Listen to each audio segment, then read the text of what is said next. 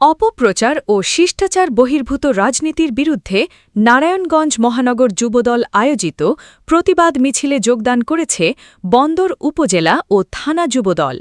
৩০ June মঙ্গলবার দুপুরে পুরান বন্দর চৌধুরী বাড়ি হতে নারায়ণগঞ্জ মহানগর যুবদলের আহ্বায়ক কমিটির সদস্য কামরুল হাসান রনির নেতৃত্বে বিশাল মিছিল নিয়ে প্রথমে উপজেলার গুরুত্বপূর্ণ সড়ক প্রদক্ষিণ করে।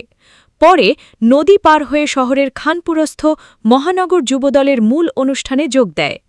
কামরুল হাসান রনি ছাড়াও মিছিলে অংশ নেন বন্দর উপজেলা যুবদল নেতা আলমগীর হোসেন, মোশাররফ হোসেন, আদ রহিম, জাবের সানাল, আখতার হোসেন, শফিকুল ইসলাম সহ অন্যান্য নেতৃবৃন্দ।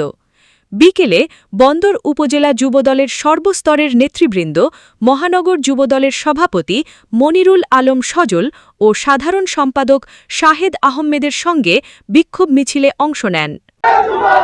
মহানগর যুবদল আমরা শক্তি আমরা বল, আমরা শক্তি আমরা বল, মহানগর যুবদল, মহানগর যুবদল, বন্দর উপজেলা যুবদল আমরা শক্তি আমরা বল, আমরা শক্তি আমরা বল, মহানগর যুবদল, আমরা শক্তি আমরা বল, মহানগর যুবদল, বন্দর উপজেলা যুবদল, যুবদলের অ্যাকশন ডাইরেক্ট অ্যাকশন, মহানগরের অ্যাকশন ডাইরেক্ট অ্যাকশন।